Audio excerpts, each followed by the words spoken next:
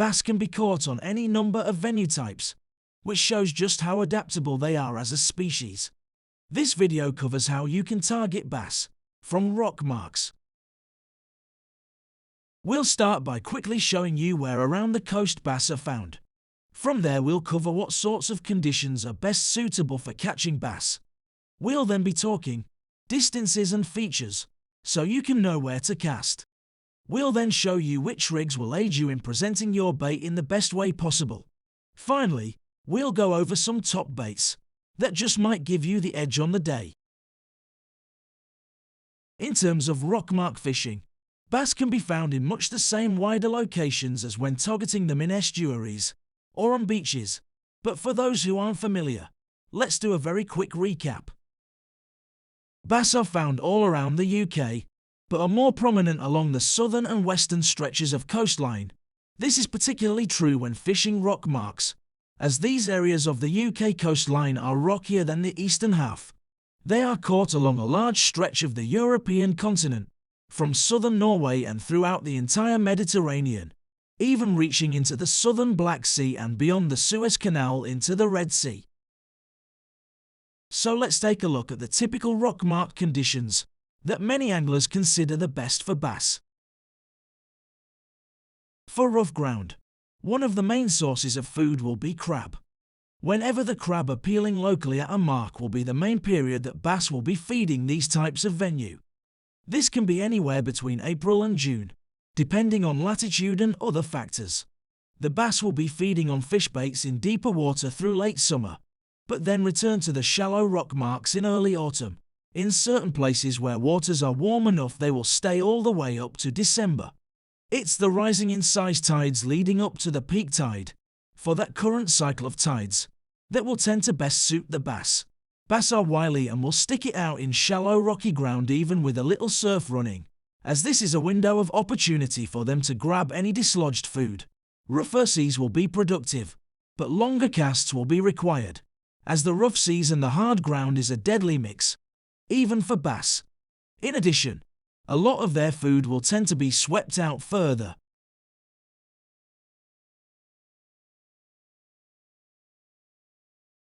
Though many bass will be absent in mid to late summer, a certain number of bass will revisit to feed in the shallow rocky zones, especially if there has been rough weather.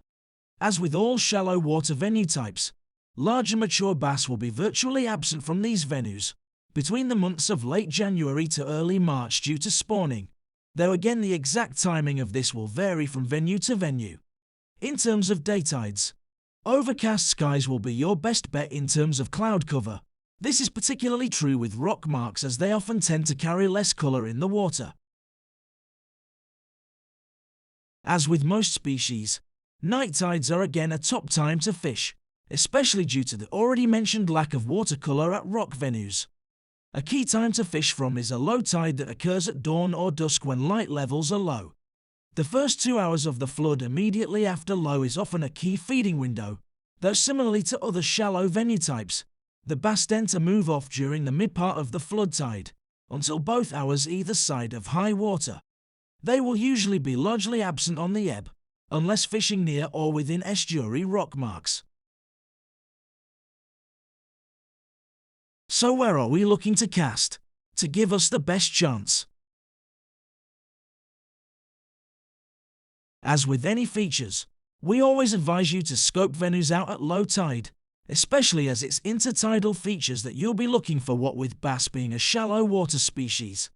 The best tides to do this on, as ever, will be the biggest spring tides. When fishing rocky beaches, look out for small gullies that run down towards the shoreline, either through the rocks and stones present, or sometimes they'll even be running through mini rocky patches of reef. Any clear spots of sand immediately next to rough areas like this will be good spots to aim for. Other hot spots include next to large boulders which create habitat for prey as well as ambush points for bass. When searching for those small gullies we mentioned, keep an eye out as the tide comes in. Look for any stream points that become submerged before any surrounding ground. This can be a useful aid when searching. The same applies to any wider depressions that puddle up.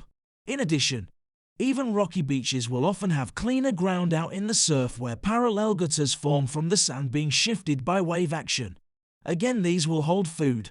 Hollowed out depressions that puddle up are always a likely feature to be found and will hold food in the same way.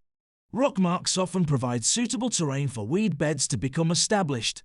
Fishing near these can give you the added chance of hooking bass, as they will visit these spots to look for food within them. Bass are known to not always require longer casting. This is particularly true of rock marks, as much of the main food they will be feeding on will be in the shallower water, if conditions allow. So what about the main bass rigs for rough ground? Though the examples we are about to show you are suitable for rough ground, as we are bass fishing, they also take into account factors like mobility, stealth and sport. As a result, the rig design is relatively lightweight for the high abrasion of rough ground, so we suggest only using these rigs over the course of a few sessions maximum. If you would like to make your rigs less lightweight and more durable, feel free to scale up things like your rig body breaking strain, main line breaking strain, as well as the casting strength of your rod and the appropriate casting weight to match. The pulley rig is ideal for our purposes. For the pulley point, you can use either a purpose-made pulley bead or a mainline swivel with beads either side, though we suggest using pulley beads, as they distribute casting strain more evenly across the line. Rig body line should be 18 inches of 18 to 30 pound line. The reason why is that we'll only be casting 2 to 3 ounce leads and distance casting is not required. In terms of bait clips, they won't be required in standard easier surf conditions, though could be used in rough conditions for further casting to reach the bass. Be aware though that they will be an extra snag point and will make tackle losses more expensive. Using thin pattern wire hooks will help you pull clear of snags, as they straighten under force, allowing you to retrieve your rig. Use a hook size anywhere between a 2/0 to a 4/0 size hook. You can use a pennel setup as shown here, though using one hook will be ample as large baits aren't needed.